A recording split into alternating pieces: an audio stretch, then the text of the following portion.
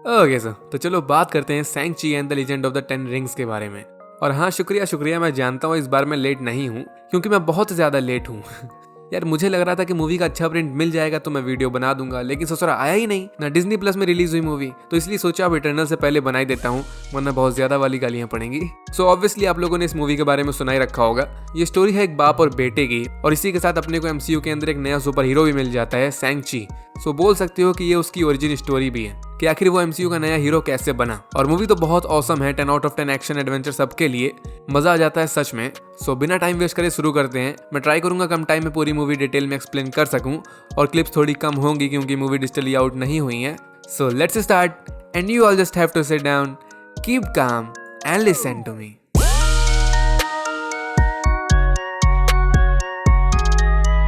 तो movie start होती है 10 रिंग्स का लोगो दिखाते हुए। एक्चुअली में ये एक सीक्रेट ऑर्गेनाइजेशन होती है द 10 रिंग्स, जो कि एमसीयू की दुनिया में बहुत पहले से है। अपने को फर्स्ट टाइम ये आयरन मैन 1 मूवी में देखने को मिली थी। 10 रिंग्स वालों ने ही टोनी स्टार्क को किडनैप किया था, और फिर iron man 2 and Ant Man, इनमें भी ऑर्गेनाइजेशन की हल्की हल्की झलक देखने को मिली है। और आयरन मैन 3 में अपने को दिखाया गया था कि कौन था मेन हेड इस ऑर्गेनाइजेशन के पीछे, द मैंडरिन। बट वो बंदा फेक मैंडरिन था, वो बस एक एक्टर था, ट्रेवर।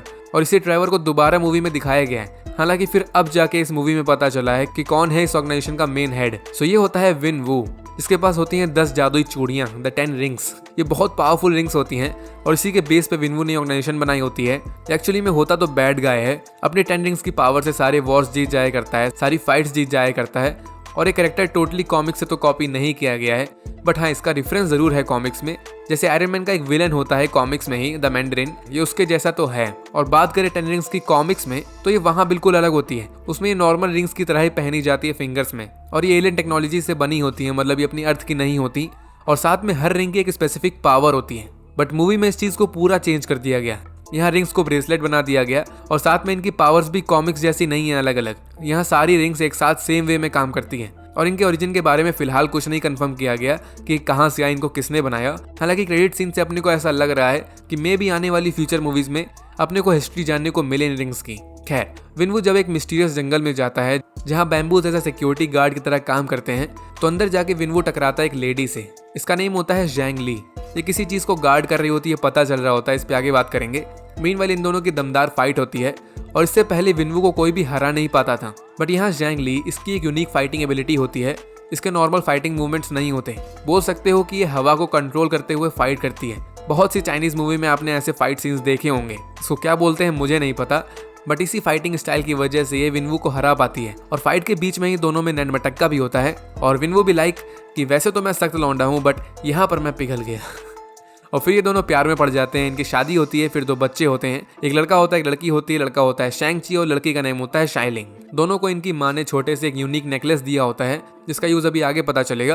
खैर, फिर जब विनवू अपने काम से बाहर गया होता है और घर पे इसकी बीवी बच्चे अकेले होते हैं, तो यहाँ पर विनवू से बदला लेने आ जाते हैं उसके कुछ दुश्मन लोग, जिनको बोलते हैं आयरन गैंग। आयरन मैन का रेफरेंस दिया गया है शायद। और ये विनवू की वाइफ मतलब जैंग ली को जान से मार के चले जाते हैं छोटे शैंग-ची के सामने। सो जब विनवू को ये पता चलता है तो वो फुल गुस्से में आ जाता है और अपने 10 रिंग्स के साथ सबसे बदला लेता है। सबको बेरहमी से मार डालता है, अगेन मासूम छोटे शैंग-ची के सामने। और यहीं से जब शैंग-ची मात्र 7 साल का था, तो इसकी हार्डकोर ट्रेनिंग स्टार्ट हो जाती है। जो इसको ट्रेनिंग देता है इसको बोलते हैं डेथ लीडर। ये कैरेक्टर भी कॉमिक से उठाया गया है और मूवी में विनवू के अंडर काम करता है। और यहाँ पर शैंग-ची को ट्रेनिंग दी जा रही होती है ताकि उसे एकदम परफेक्ट डेडली असैसिन बना सके। विनवू खुद बोलता है अपने मुंह से, एक किलर, जो इसके एक इशारे पे ही किसी को भी मार डाले। और साथ में इसलिए भी इसको ट्रेन कर रहा होता है ताकि ये शैंग-ची को नया लीडर बना सके अपने 10 रिंग्स ऑर्गेनाइजेशन का, और अपनी सारी 10 रिंग्स इसको दे सके फ्यूचर में। बट शैंग-ची ऐसा बंदा नहीं था, वो दिल का साफ होता है, उससे गलत काम नहीं हो पाते। तो जब इसे पहला मिशन मिलता है 14 साल की उम्र में कि इसे आयरन गैंग के हेड को मारना होगा, तो ये मिशन पे तो जाता है बट कभी भी वापस नहीं आता, क्योंकि इसे किलिंग वाले काम पसंद नहीं होते। तो ये अपने पापा और बहन को छोड़ के अकेले ही भाग जाता है। और यहाँ से प्रेजेंट टाइम को दिखाते हैं अपने को। जगह होती है सैन फ्रांसिस्को। यहाँ पर अपने को दिखाते हैं शैंग-ची जो अपनी मॉडर्न लाइफ एंजॉय कर रहा होता है। और ये जो टाइम है ये एंड गेम के बाद का टाइम है, मतलब यहाँ पर वो 5 साल वाला ब्लिप हो चुका है। शायद स्पाइडरमैन फार फ्रॉम होम वाली टाइमलाइन हो, मे बी स्पाइडरमैन इस टाइम यूरोप में लड़ रहा हो, या फिर उससे थोड़े बाद का टाइम हो। खैर, शैंग-ची एक होटल में वर्क करता है। इसकी एक बेस्ट फ्रेंड होती है केटी। ये दोनों मस्त अपनी जिंदगी के मजे ले रहे होते हैं, कैरियोके में गाने गा रहे होते हैं। बट एक दिन जब ये बस से जा रहे होते हैं नॉर्मली, तो शैंग-ची पे कुछ कुंफू फाइटर अटैक कर देते हैं, जिसमें एक मॉडिफाइड ठाकुर भी होता है। मतलब इसका एक हाथ नहीं होता, उसमें ब्लेड लगी होती है। और यहाँ पर फर्स्ट टाइम केटी को पता चलता है कि सैंची एक फाइटर है, ये अच्छे की बजा सकता है और ये बस में भी सबकी बजा देता है। और सच में इस मूवी के फाइटिंग सीन्स बहुत ही जहर हैं। मूवी के स्टार्ट से लेकर एंड तक सारे एक्शन सीक्वेंस बहुत ही अच्छे हैं। खैर यहाँ पर अपने को एक बंदा दिखाते हैं जो लाइव स्ट्रीमिंग करते हुए दुनिया को अद्भुत नजारा दिखा रहा होता है फाइटिंग वाला। इसी की लाइव वीडियो की वजह से बाद में सैंची बस बॉय नेम से वायरल हो जाता है। और अगर याद हो तो यही बंदा था जिसने स्पाइडरमैन होमकमिंग में पीटर पार्कर से बैकफ्लिप मारने को बोला था। मार्वल वाले छोटे छोटे कैरेक्टर्स को भी याद रखते हैं, रिस्पेक्ट प्लस प्लस। खैर इसी फाइटिंग सीन में अपन देख सकते हैं कि एनिमी वाले लोग सैंची के नेकलेस के पीछे पड़े होते हैं और लास्ट में उसे चुरा के भी ले जाते हैं। अब यहाँ से सैंची के रूम में एक पोस्ट कार्ड आता है जिसको देख के लगता है कि इसकी बहन शाइलिंग ने भेजा है। सो उसके एड्रेस को फॉलो करते हुए सैंची और केटी ये पहुंचते एक जगह पर जिसको बोलते हैं मकाओ, और यहाँ पर ये जाते हैं केज फाइटिंग टूर्नामेंट क्लब में, जो इनको बाद में पता चलता है कि ये पूरी जगह, ये पूरा टूर्नामेंट इसकी ओनर होती है सैंची की बहन मतलब शाइलिंग। इस फाइटिंग क्लब को बोलते हैं गोल्डन डैगर्स क्लब। ये चीज सैंची की ओरिजिनल कॉमिक्स का रेफरेंस है। और यहाँ पर नेम सही समझ में आ रहा होता है कि यहाँ पर फाइटिंग होती है। अपने को एक ब्लैक विडो देखने को मिलती है जो ब्लैक विडो मूवी में दिखी थी और उसके सामने चमकता हुआ आदमी होता है, तो ये मे बी आयरन मैन 3 वाली विलेन जैसा हो। बट सबसे स्पेशल यहाँ होता है अबॉमिनेशन, जिसे फाइट कर रहा होता है अपना वोंग। नो अबॉमिनेशन जिनको याद नहीं तो ये द इनक्रेडिबल हल्क मूवी का विलेन था। इसका नेम था अमील उस मूवी में, और वोंग भी यहाँ पर इसको अमील बोल के बुलाता है। इसका मतलब ये सेम वही वाला अबॉमिनेशन है। लास्ट में इसको प्रिजन में डाल दिया गया था, सो शायद वहां से ये यहाँ पर आ गया, बस इसका थोड़ा सा लुक चेंज कर दिया गया है, कॉमिक जैसा बनाने का ट्राई किया गया है। खैर हो सकता है कि अपने को अबॉमिनेशन एमसीयू की आने वाली मूवीज में देखने को मिले। रूमर्स आ ही रहे हैं कि कॉमिक वाला थंडरबोल्ट ग्रुप बनाया जा रहा है जिसमें अलग अलग कैरेक्टर्स डाले जाते हैं, सो मे बी अबॉमिनेशन उसी का हिस्सा बन सकता है। मीनवाइल इनकी फाइट खत्म होने के बाद यहाँ फाइट होती है शैंची और शाइलिंग की। शाइलिंग को कभी ट्रेन नहीं किया गया था क्योंकि विनवू के यहाँ रूल था कि गर्ल्स को कभी ट्रेन नहीं किया जाता था, तो इसने खुद से ही अपने आप को ट्रेनिंग दी थी। और फिर पता चलता है कि शाइलिंग ने कभी कोई पोस्ट कार्ड भेजा ही नहीं शैंची को। ये एक्चुअली में इनके बापू की साजिश थी ताकि दोनों भाई बहन एक जगह पर एक साथ मिल जाएं। और फिर अगेन इन पे कुंफू फाइटर वाले लोग अटैक कर देते हैं। बस टॉम एंड जेरी चलता है कुछ देर, फिर से अच्छा खासा एक्शन देखने को मिलता है। बट फिर फाइनल में खुद विनवू यहाँ पर आ जाता है 10 रिंग्स के साथ, और ये अपने बच्चों को प्यार से मना के अपने साथ वापस घर भी ले जाता है। और यहाँ पर अपने को 10 रिंग्स की वही सब सच्चाई पता चलती है कि विनवू ने ही आयरन मैन 3 में फेक मैंडरिन को डाला था, और साथ में इसकी वीडियो स्क्रीन पे अपन आयरन मैन 1 का सीन भी देख सकते हैं। खैर वो जो नेकलेस था सैंची और शाइलिंग के पास जो इनकी मां ने इनको दिए थे, सो विनवू उन दोनों नेकलेस को एक ड्रैगन फेस के ऊपर लगाता है, जिससे पहले पानी कुछ देर हवा में निकलता है। देन मिस्टीरियसली एक मैप निकल के सामने आता है, उसी बैम्बू वाले फॉरेस्ट का याद होगा। फॉरेस्ट के अंदर एक हिडन मिस्टीरियस किंगडम होता है पूरा वकांडा जैसा, जिसको बोलते हैं टालो। सैंची की मदर शैंगली इसी को गार्ड करती थी, और ये बैम्बू फॉरेस्ट भी इसी जगह को हिडन रखते हैं। विनवू को नहीं पता था कि उस जगह के अंदर क्या है, बट इसको ऐसा लगता था कि इसकी डेड वाइफ शैंगली की, इसकी आत्मा, इसकी सोल इस जगह पर कैद है। अगर ये उसकी सोल को फ्री कर देगा सो इसकी वाइफ आजाद हो जाएगी यहाँ से, ऐसा इसको लगता है। इसको विजन्स आते हैं ऐसे। खैर यहाँ पर विनवू के अड्डे पे वो फेक मैंडरिन भी कैद होता है, आयरन मैन 1 वाला। 10 रिंग्स वाले इसको किडनैप करके यहाँ पर ले आए थे। इसका नेम मैंने बताया था ट्रेवर, और इसके साथ होता है क्यूट सा पपी। क्यूट तो होता है बट इसका सर नहीं होता। इसका नेम होता है मॉरिस। केटी इसको चिकन पिग बोलती है, जो लगता भी है, बट मिथोलॉजी के हिसाब से ये काफी फेमस बीइंग है। मीनवाइल अब सैंची और इसकी बहन, इनको अपने डैड का आइडिया समझ में नहीं आता। इनको पता होता है कि इनकी मॉम मर चुकी है, इनके हिसाब से ऑब्वियसली बुड्ढा सटक गया होता है, तो ये दोनों यहाँ से मॉरिस और ट्रेवर को लेके भाग लेते हैं उसी टालो वाली प्लेस के लिए, और पहुंच जाते हैं बैम्बू फॉरेस्ट में। बट मॉरिस जो इनके साथ होता है, इसको चलता फिरता गूगल मैप बोल सकते हो, क्योंकि ये लिटरली इनको रास्ता बताता है कि कहाँ जाना है। इसकी बातें सिर्फ ट्रेवर ही समझ पाता है। सो मॉरिस और ट्रेवर की हेल्प लेके ये सब आराम से बैम्बू फॉरेस्ट से बाहर निकल जाते हैं और पहुंच जाते हैं टालो वाली प्लेस में। और अगर कॉमिक्स की बात करें तो कॉमिक्स में टालो प्लेस ये अर्थ से हट के होती है, एक पॉकेट डायमेंशन होती है। यहाँ पे बहुत से मिस्टिकल बीइंग्स होते हैं, जैसे ड्रैगन्स, फीनिक्स, 9-tailed फॉक्स, और मूवी में भी हमें आगे पता चलता है कि एक अलग डायमेंशन होता है, अर्थ से अलग होता है। यहाँ के बीइंग्स भी बिल्कुल अलग होते हैं, और आगे में दिखाते भी हैं कि यहाँ पर बहुत से मिस्टिकल बीइंग्स रहते हैं, जैसे 9-tailed फॉक्स, नरूटो वाला, डी जैंग, एक क्यूट बीइंग जिसका फेस नहीं होता, वही मॉरिस। यहाँ मॉरिस की प्रजाति के बहुत होते हैं, और होते हैं हॉर्स ड्रैगन जिनका फेस ड्रैगन जैसा होता है, बॉडी हॉर्स वाली होती है। देन फू डॉग्स एक ये गार्डियन लॉयंस, ये शेर टाइप होते हैं जो मोस्टली चाइनीज टेम्पल्स को गार्ड करते हुए दिखते हैं। और भी बहुत सारे बींग्स होते हैं, और ये सभी आपको चाइनीज मिथोलॉजी में देखने को मिल जाएंगे। खैर इस प्लेस टालो में जो नेटिव लोग रहते हैं, इन तीनों का वेलकम करते हैं, तहे दिल से स्वागत करते हैं। और इन लोगों में एक लेडी होती है जंग नान, जो एक्चुअली में सांची की मॉम की सिस्टर होती है, मतलब सांची की मासी बोल सकते हो। और ये लोग बताते हैं कि यहाँ पर एक डार्क गेट है, उसके पीछे क्रिएचर को कैद करके रखा गया है। इसको बोला जाता है ड्वेलर ऑफ द डार्कनेस। ये दूसरे डायमेंशन का प्राणी होता है जो बहुत पहले अर्थ में आया था।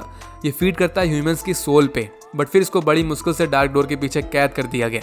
और इसी गेट को गार्ड करने का काम होता है स्टारो प्लेस वालों का, इसीलिए यहाँ पर होते हैं। और साथ में यहाँ पर एक ग्रेट प्रोटेक्टर होता है, एक पावरफुल ड्रैगन होता है, ये भी इस गेट को प्रोटेक्ट करता है। सो जो विजन्स आ रहे थे विनवू को उसकी मरी हुई वाइफ के, वो इसी क्रिएचर की वजह से आ रहे थे। वो अपनी पावर से इसके माइंड को मैनिपुलेट कर रहा था। सो अब लास्ट में विनवू, जिसके पास इस टालो प्लेस का मैप था, सो ये पूरी फोर्स के साथ यहाँ पर अटैक कर देता है अपनी बीवी को बचाने के लिए। सेंगची और साइलिंग इनको एक न्यू कॉस्ट्यूम मिल जाती है जो इनकी माँ ने बनाई होती है, और ये कॉस्ट्यूम कॉमिक से मिलती जुलती लगती है ऑब्वियसली। और फिर वॉर स्टार्ट हो जाता है। विनवू पहले तो सेंगची को बीट कर देता है, पानी में फेंक देता है, और फिर जाके अपनी 10 रिंग्स की पावर से उस डार्क डोर को भी तोड़ देता है अपनी वाइफ की याद में। बट उसके अंदर से निकल आते हैं कुछ छोटे छोटे क्रीचर्स जो ह्यूमन की सोल को कलेक्ट कर रहे होते हैं डलर्स द डार्कनेस के लिए। और यहाँ बोला जाता है कि एक लिमिट होती है इस मेन क्रीचर की, अगर उसने उस लिमिट तक सोल्स को कलेक्ट कर लिया तो फिर उसको हराना इम्पॉसिबल होगा। बट अदर साइड में यहाँ सेंगची ये पानी के अंदर जाके द ग्रेट प्रोटेक्टर वाले ड्रैगन को जगा देता है, और फिर सेंगची अपने डैड पे जाके भारी पड़ जाता है क्योंकि वो सेम फाइटिंग स्किल का यूज करता है जो इसकी माँ जैंगली करती थी। ये स्किल इसकी मासी ने कुछ देर पहले इसको सिखाई थी, और साथ में बचपन में भी इसकी माँ इसको थोड़ा बहुत सिखाया करती थी। और ये उन 10 रिंग्स को भी कंट्रोल कर पा रहा था, बस इसके कंट्रोल में आते ही उन रिंग्स का कलर चेंज हो जाता था। तो कलर चेंज होने के पीछे भी थ्योरी यही है कि इसके डैड के हैंड में ब्लूइश टाइप कलर होता था, डार्क टाइप कलर, जो उनके बैड नेचर को शो करता था। बट सेंगची पे ये रिंग्स लाइट येलो हो जाती हैं जो इसके लाइट बोले तो अच्छे नेचर को शो करती हैं। और भी थ्योरीज है बट कोई फायदा नहीं। और फिर लास्ट में फाइनली वो मेन क्रिएचर भी आजाद हो जाता है, डार्कनेस वाला, और ये सबसे पहले विनवू को मार डालता है। बट मरने से पहले विनवू को रियलाइज हो जाता है कि इसने जो भी किया गलत किया, और इसको ये भी पता चल जाता है कि फाइनली इसका बेटा अब रेडी है 10 रिंग्स के लिए। सो ये अपने 10 रिंग्स ऑफिशियली सेंगची को दे देता है, मतलब अब से ये 10 रिंग्स इसके हुए। और फिर फाइनल बैटल होती है उस बड़े से क्रिएचर के बीच और सेंगची के बीच। इसके साथ इसका ड्रैगन भी होता है, और सेंगची के पास अपने डैड से हट के स्किल्स होती हैं, तो ये इन रिंग्स को और अच्छी तरह से यूज कर पा रहा होता है, जिनकी एनर्जी को शूट करके उड़ पा रहा होता है। और लास्ट में केटी के परफेक्ट एरो के साथ देन सेंगची अपनी रिंग्स की फुल पावर को इकट्ठा करके और साथ में ड्रैगन्स की हेल्प लेके ये इस क्रिएचर को कंप्लीटली मार डालता है, मतलब खत्म सीधे कर देता है। अब उसको कैद करने की जरूरत ही नहीं क्योंकि बचा ही नहीं। तो कुल मिला के इस क्रिएचर की कहानी खत्म, और अपने को मिल गया एक नया सुपर हीरो सेंगची। सो अब लास्ट में सब मरे हुए लोगों को रेस्ट इन पीस बोलते हैं ये लोग, और सब अपने अपने रास्ते निकल जाते हैं। सेंगची केटी साथ में वापस निकल जाते हैं अपनी नॉर्मल लाइफ में मजे करने के लिए, और जाइलिंग को दिखाते हैं। तो ये अब न्यू लीडर बन जाती है 10 रिंग्स ऑर्गेनाइजेशन की, और होपफुली अपने को ये 10 रिंग्स फ्यूचर में देखने को मिलेगी, क्योंकि क्रेडिट सीन में लिख के आता है 10 रिंग्स विल रिटर्न। और इसके बाद आता है अपना एंड क्रेडिट सीन, जहाँ सेंगची और केटी इनको वोंग अपने साथ ले जाता है सैंक्टम सेंटोरम में। यहाँ कैप्टन मार्वल होती है और ब्रूस बैनर होता है। Surprisingly Bruce banner professor Hulk नहीं होता, ये वापस से किसी तरह ब्रूस बन गया होता है। और यहाँ पर ये सब 10 रिंग्स की पावर्स के बारे में बात कर रहे होते हैं। जब सेंगची ने रिंग्स का यूज करके क्रिएचर को मारा था, उससे बहुत पावर रिलीज हुई थी, तो इस वजह से इनको पता चल गया था। और साथ में अपने को पता चलता है यहाँ पर कि ये रिंग्स बहुत पुरानी होती हैं, हजारों साल पुरानी। तो यहाँ थ्योरीज आ रही हैं कि मे बी इन रिंग्स का जो मेन ओनर होगा, जो मेन हेड होगा, वो कोई अलग बड़ा क्रिएचर होगा। और ये रिंग्स भी कॉमिक्स की तरह उसके हाथों में एकदम फिट आएगी साइज के हिसाब से, लेकिन ह्यूमंस के लिए काफी बड़ी होती है ये, सो ये ब्रेसलेट की तरह लग रही होती है। बट जो भी हो, ये पता है कि अपने को अभी इन रिंग्स के बारे में जानने को मिलेगा आगे चल के। और साथ में सेंगची, जो लगता तो नहीं है बट काफी पावरफुल सुपर हीरो बन चुका है, इसके पास एक खुद का ड्रैगन है यार। अब वो पता नहीं कि वो अपनी अर्थ के डायमेंशन में आ पाएगा कि नहीं, बट होपफुली सेंगची अपने को और भी मूवीज में देखने को मिल सकता है। अभी तक कोई कंफर्मेशन तो नहीं आई है क्योंकि नया नया हीरो है, और ये भी पता है कि 2022 की मल्टीवर्स ऑफ मैडनेस तक तो मुश्किल ही है इस हीरो को दोबारा देखना, क्योंकि ऑलरेडी एमसीयू की दुनिया में रायता फैला हुआ है मल्टीवर्स को लेके, तो पहले उसको बटोरेंगे ये, बाकी कैरेक्टर्स पे ज़्यादा फोकस नहीं हो पाएगा। बट लेट्स सी, ये मार्वल वाले हैं, वेनम को एमसीयू में ला सकते हैं तो कुछ भी कर सकते हैं। सो गाइस, इस वीडियो के लिए इतना ही। इटर्नल्स भी बस मैं देख के आता हूँ, फिर जल्द से जल्द वीडियो बनाऊंगा। बाकी हैप्पी दिवाली आप सबको, मजे करना, एंजॉय करना, आवारापन करना, जो भी करना। तो मिलते हैं नेक्स्ट वीडियो में, तब तक के लिए stay tuned and bye bye.